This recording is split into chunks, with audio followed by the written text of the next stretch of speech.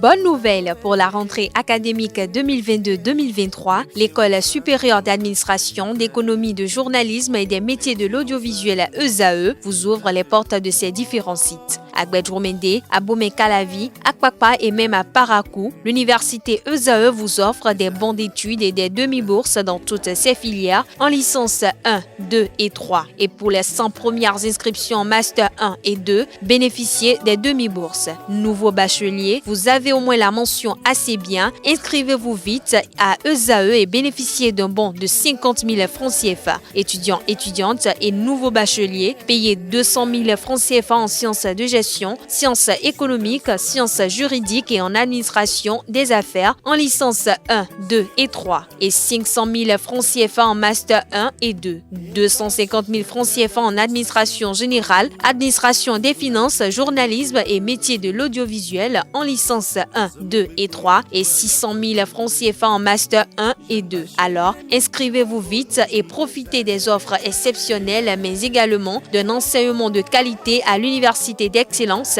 ESAE. Infoline 90 93 65 21 ou le 98 98 14 00. ESAE, l'excellence a un nom.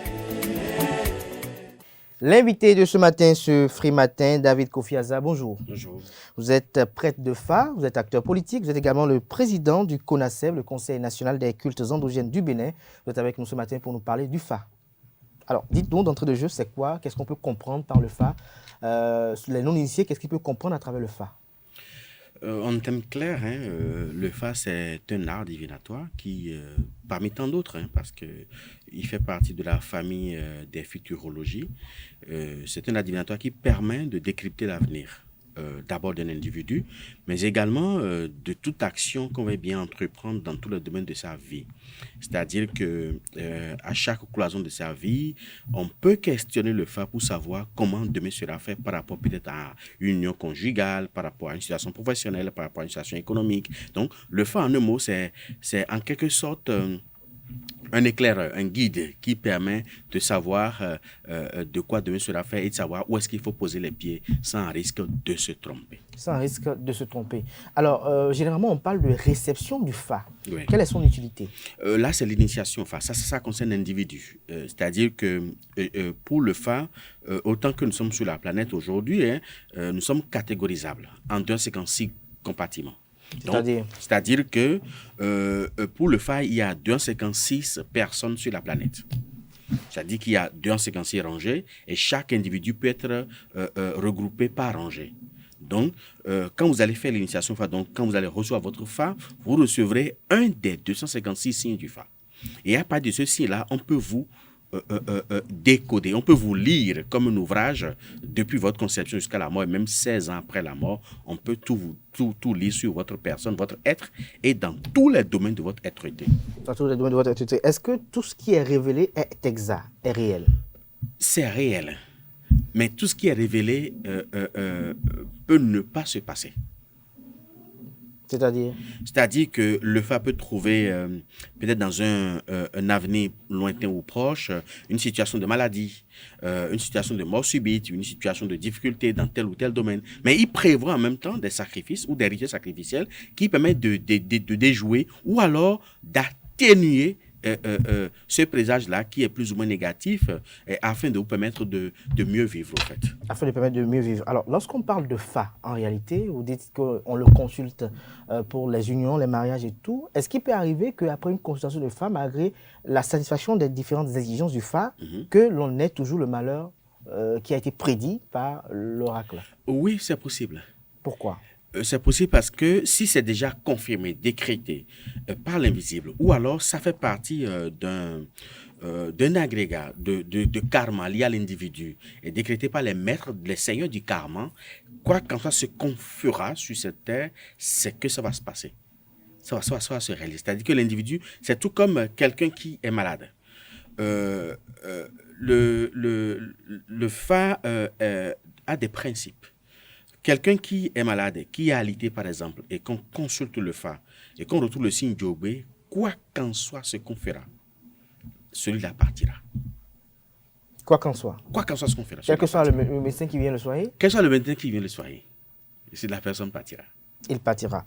Voilà. Alors, nous avons une chanson chez nous actuellement qui est en vogue, celle de respectable Savon Danielou et de jeune Nicanor, où Savon invitait quand même, en tant que père, à donner un conseil à un jeune enfant de prendre son phare et de respecter les interdictions. Alors, qu'est-ce qu'on peut comprendre? Vous qui êtes près de phare, les jeunes qui nous suivent en ce moment-là, qu'est-ce que vous pouvez expliquer par rapport à cela, spécifiquement?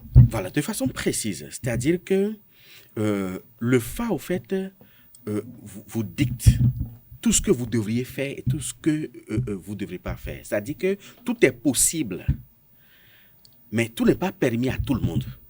C'est-à-dire? Moi, je peux manger la viande du porc, mais vous ne pouvez pas manger parce que votre constitution spirituelle ne vous permet pas de le manger. Si vous le mangez, vous aurez peut-être des maladies. Moi, je peux manger haricots. D'autres personnes ne peuvent pas manger parce que c'est interdit. Quand ils vont manger ça, ils vont commencer par avoir des déboires. Donc, avoir son phare, c'est de savoir exactement qu'est-ce que je dois faire et qu'est-ce que je ne dois pas faire. Le phare va jusqu'à vous proposer même la couleur de l'homme qui vous convient ou la couleur de la femme qui vous convient. Vous savez, aujourd'hui, la jeunesse a tendance à focaliser l'union matrimoniale sur le sentiment, c'est-à-dire j'aime cet homme donc je vais l'épouser quoi que ce soit ce qu'on me dise. Mais aujourd'hui, là, pour le phare, aimer ne suffit pas pour vivre ensemble. Aimer, c'est autre chose et vivre ensemble, c'est autre chose. Mais généralement, on se cantonne sur le fait que on apprécie ou on a tout ce qu'on veut chez l'homme ou chez la femme et on peut le marier ou la marier. Mais c'est que ça ne va pas loin. Ce qui fait que quand vous observez très bien nos grands-parents, la plupart des unions contractées il y a environ 50 ans ou 60 ans sont restées debout. Mais aujourd'hui, c'est 6 ans. C'est-à-dire que quand on se met en couple, plus de la moitié des couples, 6 ans après, ne tiennent plus. C'est-à-dire ça a déjà capoté. Parce qu'on focalise cette relation uniquement sur le sentimental. C'est-à-dire que je l'aime, il m'aime, je l'aime, elle m'aime, et puis c'est fini, ça suffit. Mais pour le faire, ça ne suffit pas. Parce qu'il y a une situation de compatibilité, d'incompatibilité qui se pose. Et ça, c'est sûrement purement sur le plan spirituel. Il y a des gens qui ne peuvent pas épouser des femmes claires. D'autres qui ne peuvent pas épouser des femmes noires. Il y en a qui ne peuvent pas épouser des hommes élancés, comme d'autres ne peuvent pas épouser des hommes courts. Donc, quand vous allez recevoir votre signe du phare, le phare vous donne la précision sur le caractère physique, les traits caractéristiques de l'individu que vous pouvez épouser, homme comme femme. Maintenant, si vous passez outre, vous pouvez faire, parce que la volonté du phare ne s'impose pas à l'homme. Le phare vous conseille. Maintenant, si vous le faites, c'est que à côté, vous avez en même temps les retombées, c'est que ça n'ira pas loin. Alors, vous le dites si bien, c'est sûr que des jeunes ont quand même cette question, qui nous suivent en ce moment, envie de vous poser cette question-là. Alors, lorsque je tombe amoureuse d'une femme, lorsque le femme interdit par exemple de ne pas prendre une femme claire, et que je tombe amoureuse d'une femme claire, et que cette femme claire, je sens qu'elle me prodigue la chance, je sens qu'avec elle, tout semble aller mieux, est-ce que je vais la laisser parce que le phare l'a interdit? Cette histoire de je suis tombé amoureux, c'est une aberration en fait. Moi, je ne comprends pas cette hérésie mentale que nous avons ou que cette jeunesse-là aujourd'hui. On ne raisonne pas, on raisonne. Souvent on dit que le cœur a ses raisons que la raison ignore, mais ça ne veut rien dire. Hein. Parce que ce qui se passe aujourd'hui, votre avenir est déterminé par le partenaire ou la partenaire que vous avez. Si le phare vous déconseille de prendre un homme clair ou une femme claire et que vous en êtes tombé amoureux ou amoureuse, vous le faites, c'est que souvent les conséquences sont incalculables. Parce que quand le phare va interdire, par exemple, la couleur claire, c'est pour éviter ce que nous appelons le nukumian, c'est-à-dire que des préoccupations à vous donner, même l'insomnie.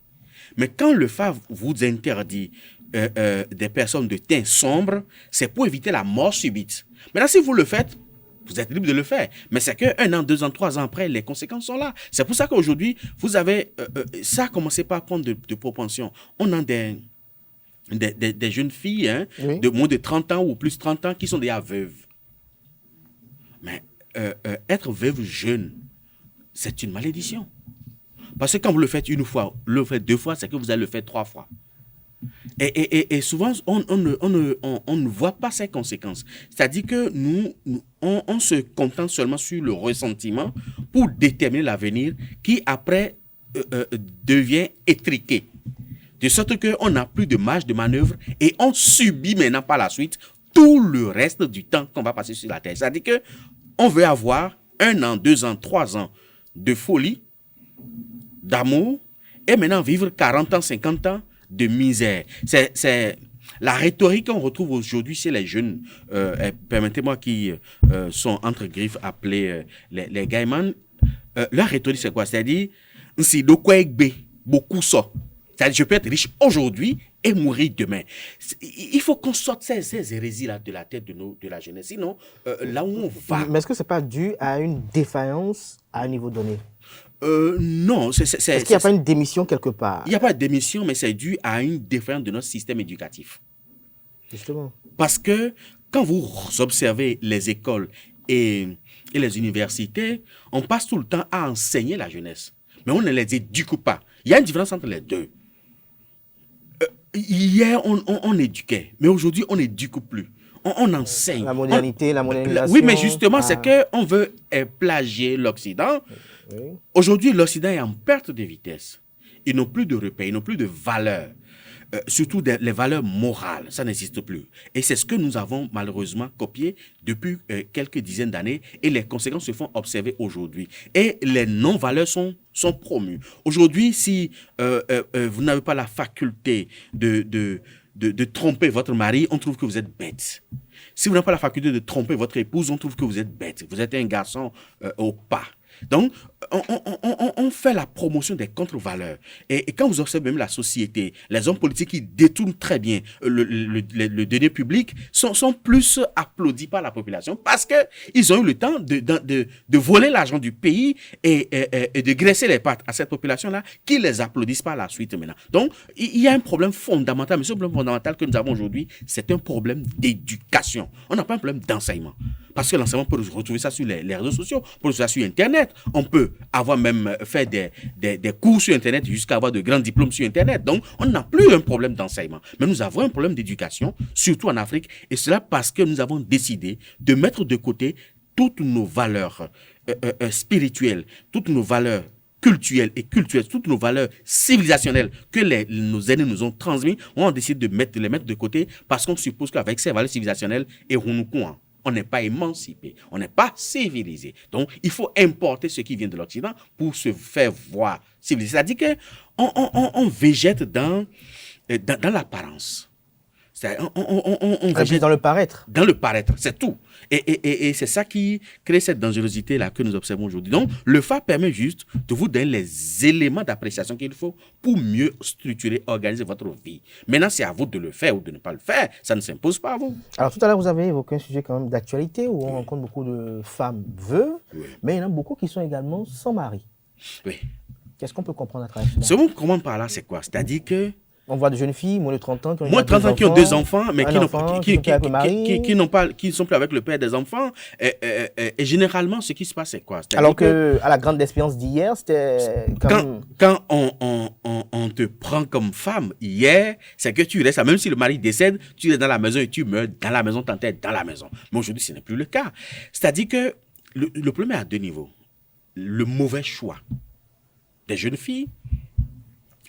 Et deuxièmement, le problème d'éducation raté au niveau du foyer. C'est-à-dire que la plupart des jeunes filles aujourd'hui ne sont pas éduquées à la vie du couple. La vie du couple, c'est autre chose. C'est-à-dire qu'on est éduqué à la facilité, on est éduqué par novelas et on pense que ce qu'on voit dans les télé-réalités là, que c'est la réalité sur le terrain, en fait, quoi. Donc, on veut vivre le romantisme qu'on a l'habitude de voir à la télé, alors que le jeune homme n'est pas éduqué comme ça. Donc, quand le jeune homme ne le fait pas, on est déçu de cette relation et on veut quitter la relation. Mais avant que cela ne se passe, c'est qu'on a déjà un enfant ou deux enfants sur le bras. On se retrouve maintenant sur le marché, mais personne ne veut prendre. Mais tout le monde veut y aller. On veut juste goûter et après se retirer. Parce qu'on dit, si elle s'est retrouvée seule avec deux enfants, ça veut dire que donc, on ne veut pas. Et aujourd'hui, les familles sont très réceptives par rapport à ça et disent, c'est-à-dire que forcément, elle en a pour quelque chose si elle n'a plus de mari avec deux enfants. Donc, on veut juste aller, mais personne ne veut reprendre cette mère célibataire avec ses enfants sous son autorité et l'accompagner harmonieusement dans sa vie. Donc, le problème qui se pose aujourd'hui, nous avons le problème d'éducation, mais on a le problème de mauvais choix. C'est-à-dire qu'on écoute son cœur au lieu d'écouter sa tête. Mais on entend parler parfois certains prêtres de femmes, des collègues à vous, si on peut le dire ainsi, qui estiment qu'il y a des femmes qui viennent naturellement avec une étoile de veuve. Non, je vais vous dire quelque chose. Le sort n'est pas une fatalité. Il n'y a de fatalité que celle que l'on accepte de subir. C'est-à-dire que si l'individu accepte la fatalité, l'individu aura la fatalité. Même si tel est le cas, ou même dans le destin de la femme, elle est appelée à être veuve, il y a des rituels qu'on fait pour substituer. Il y a des rituels de substitution qui sont faits pour corriger cet état de choses. Là, ça c'est clair. Et généralement, ça se retrouve sur le signe du fa Béékou, qui fait qu'une femme qui est sur ce signe-là va forcément se retrouver veuve et souvent jeune. Mais il y a des dispositions qu'on peut prendre pour pallier à ça et elle peut vivre harmonieusement avec un homme du matin jusqu'au soir. Du matin jusqu'au soir. Je me rappelle, il y a cela, je crois, 5 ans, j'avais eu dit qu'il y avait une église du Fa. Fa Church. Je ne sais pas si vous avez entendu parler. C'est une vieille église. Hein. Il y a très longtemps, l'église du Fa Church existait il y a très longtemps, où ils font des liturgies inspirées des rituels du Fa. Et ça existe. Je crois que ça fait école même dans d'autres pays. Est-ce que le CONASEB approuve cela au Bénin?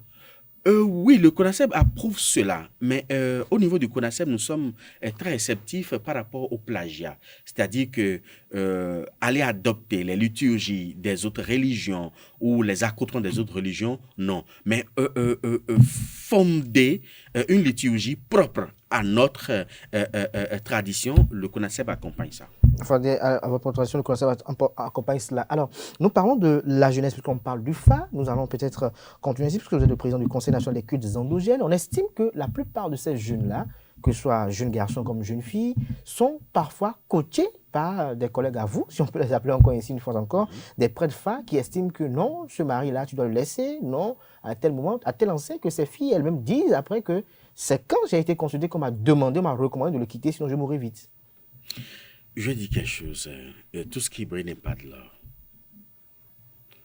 Un bokono assermenté. La part des bokonons que nous avons ne sont pas assermentés. Il y a le serment? Oui, il y a le serment. Moi, j'ai été passé sous serment il y a 25 ans. Le 3 septembre 1997. Avant qu'on ne m'autorise à devenir bokono, on m'a passé sous serment. La plupart ne sont pas assermentés. Donc, ils sont libres de faire ce qu'ils veulent. Un bokono assermenté ne vous dira jamais quitte ton mari ou quitte ta femme. Bokono kanfamo no bahwea, c'est un interdit. Bokono kanfamo no bahwea et kanfano blondoe, il construit, ne détruit pas. Une fois que vous êtes déjà ensemble, il y a toujours des solutions au niveau du fa pour que l'harmonie puisse régner du matin au soir. Ça, c'est autre chose. Mais deuxièmement, il y a quelque chose qui va perdre de vue. On ne peut pas, lors d'une consultation, vous demander de laisser votre mari ou de laisser votre épouse. Ça, c'est une question qui est liée à l'individu.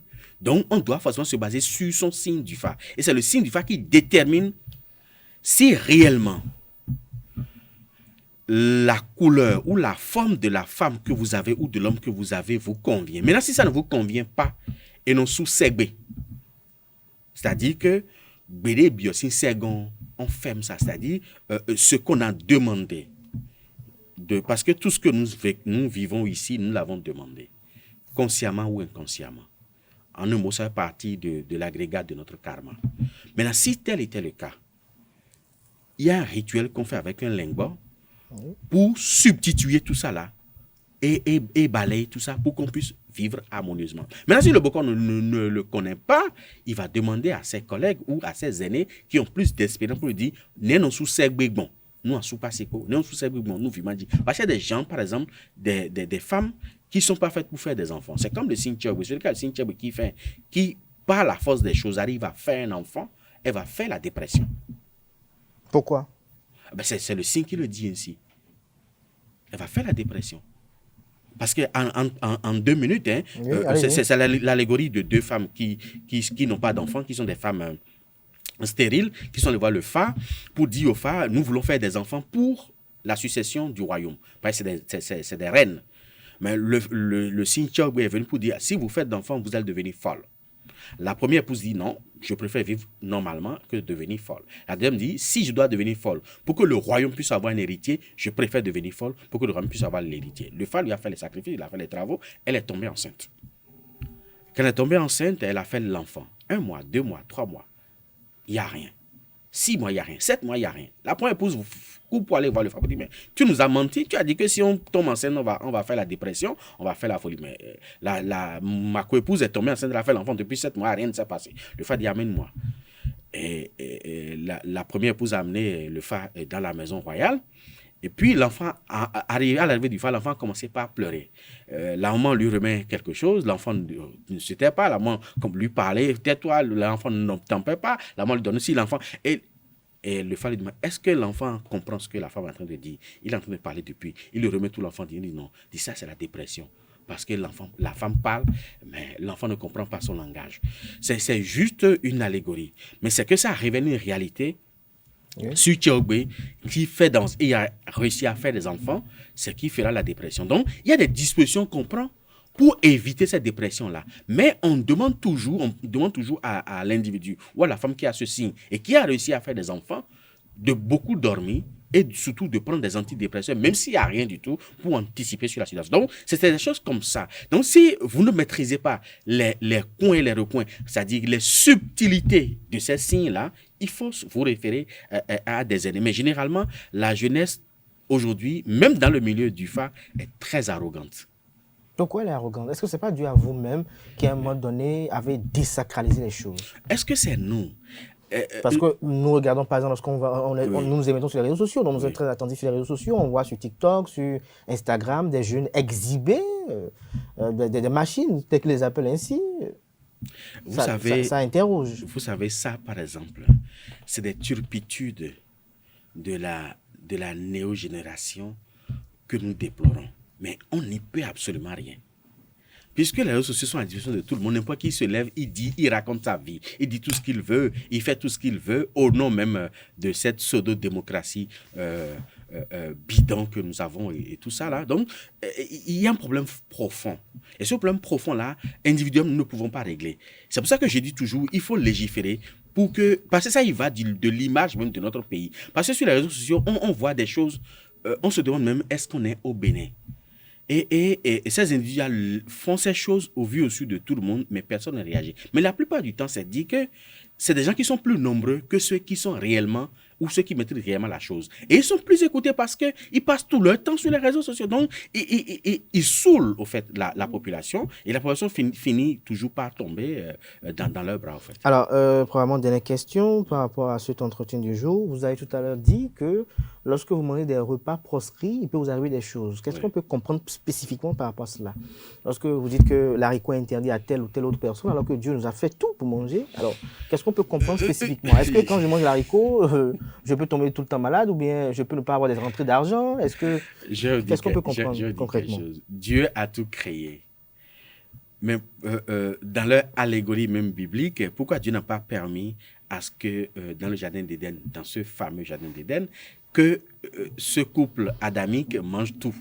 Et lui-même a interdit un fruit spécifique qu'il ne faut pas manger. Cela veut dire que tout est à votre disposition, mais tout ne vous est pas permis. C'est ce que cela veut dire. C'est juste allégorique.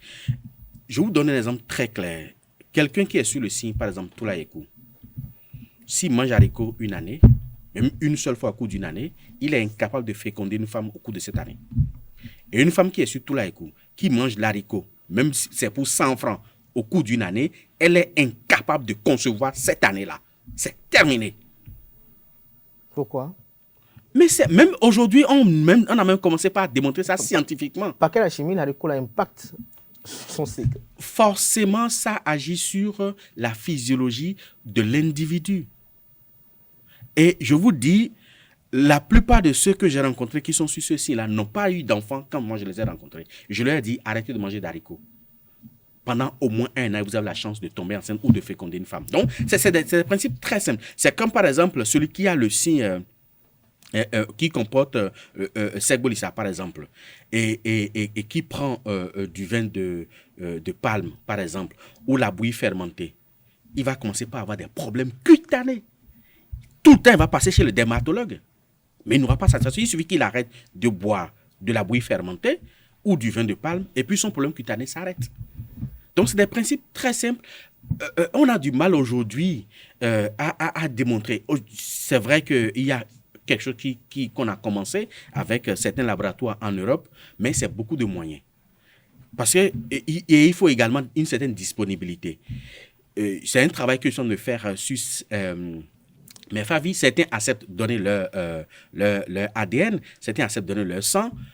Vous dites, ce sang-là, pourquoi ces interdits du FA? C'est comme vous avez dit, pourquoi l'haricot?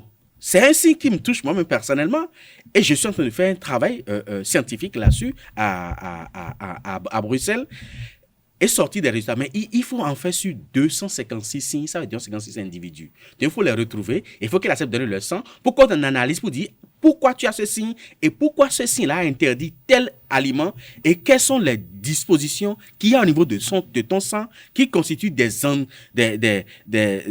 antagonismes par rapport à ces aliments-là pour que scientifiquement on puisse démontrer. Mais c'est question de moyens parce que quand vous demandez une analyse, on va vous demander 3 000, 4 000 euros par personne. Et si vous déboussez 4 000 euros par personne sur 256 personnes, vous voyez combien de millions d'euros on va débourser. Donc, nous, on a un problème de moyens pour aller vers une scientifisation des prescriptions du FA. Donc, on peut commencer par faire, même si on fait une ou deux, je dis, si j'arrive à faire au moins 10 personnes et verser les résultats scientifiques d'un laboratoire étranger sur la table, on peut peut-être trouver des partenaires qui vont accompagner pour faire pour le reste et maintenant savoir. On peut maintenant dire avec précision, voilà pourquoi scientifiquement le FA interdit ci pour tel signe, le FA interdit ça pour tel signe. Donc, c'est un problème de recherche profond, mais les recherches aujourd'hui, c'est coûteux. Les recherches aujourd'hui sont coûteuses. Alors, j'ai une petite question qui me vient à l'esprit avant de vous lâcher. Lorsque vous parlez tout à l'heure de l'haricot, il y a également comme interdit, je crois, le gombo, la viande de porc. La moutarde également. Voilà. La viande de porc est interdite pour ceux qui ont le lissa sur leur signe.